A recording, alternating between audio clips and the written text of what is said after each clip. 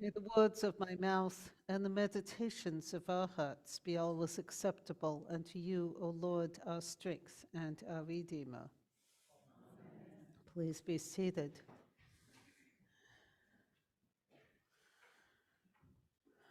This is a familiar story, and you probably over the years have heard many sermons on it. I wonder, with whom have you been invited to identify in those sermons? The story has multiple people in it. We have Jesus, who is on his way to Jerusalem. To get there, he is passing through Samaria. We have the distant figures of Jacob and Joseph, the well at which Jesus stops is the well of Jacob. For the Jews and the Samaritans were cousins. They were both descendants of Jacob and of Joseph, of Abraham. The Samaritans were a combination, I have read, of those Jews who were left behind when the Babylonians took the leaders into exile in Babylon, and foreign peoples who moved into the area. And they disagreed with the people who came back from Babylon and rebuilt the temple. They, as the woman says, worship at the well in the land. They don't have the need of the temple, but the Jews say that you should only worship at the temple.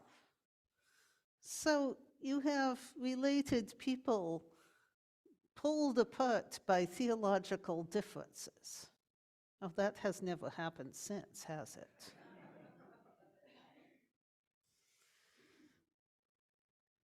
So you have Jesus passing through Samaria.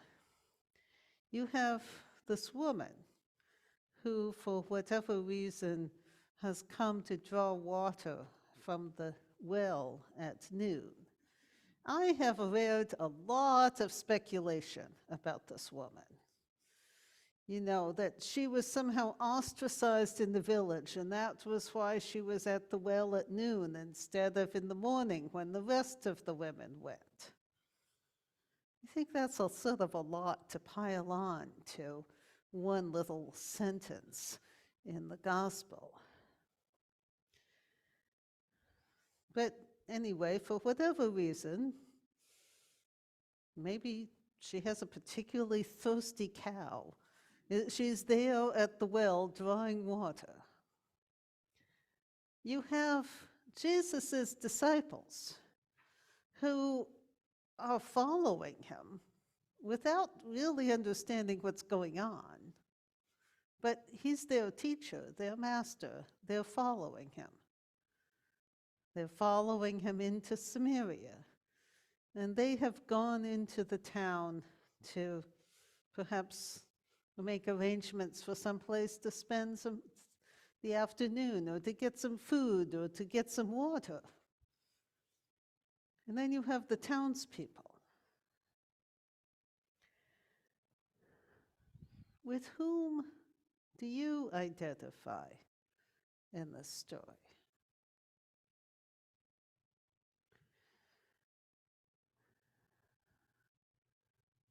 The woman basically functions like an apostle in this story, doesn't she? She becomes persuaded that Jesus is the Messiah, the one that they are looking to bring about the reign of God. And she goes and tells her neighbors. She doesn't keep it to herself. She goes and tells everyone, and they then, in turn, come and see. I sort of identify with the townspeople because, like them, I have not myself seen Jesus. Jesus is in my life is more like one of those quarks, one of those particles too tiny to be seen even with the biggest magnifying microscope, but that physicists say exist because they can see the evidence of its passing.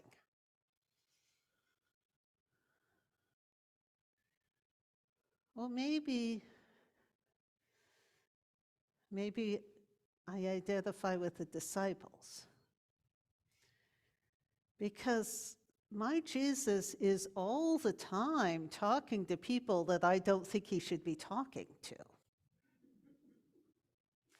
There's all kinds of people who say, I have seen the Messiah, and they draw from their experience conclusions that I think, what?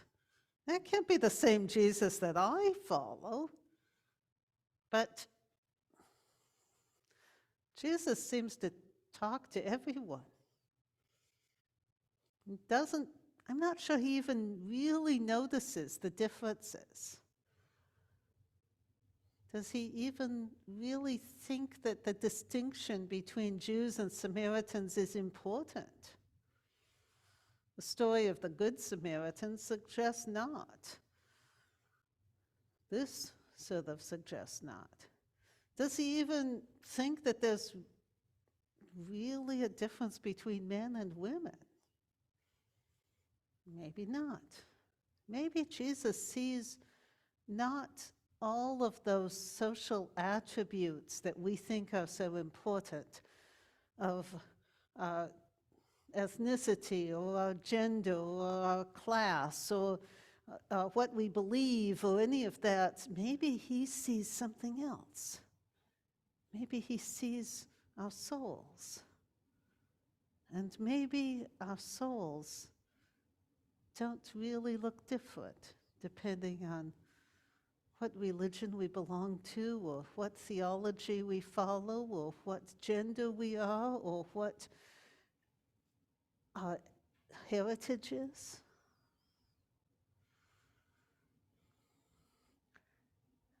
And so I'm sort of like one of those disciples that seeing with the eyes of the world and trying in my clumsy way to follow this Lord and Master who doesn't seem to see that. Trying to learn from him to maybe not see that myself. Maybe you identify with the woman who isn't given a name, but whose experience of being truly known and accepted by Jesus has echoed through the centuries. Maybe you have had the experience of feeling that Jesus is just looking into your soul, into your heart, and knows you through and through, and is inviting you to be part of this great mystery that he is creating. It's a gift of living water.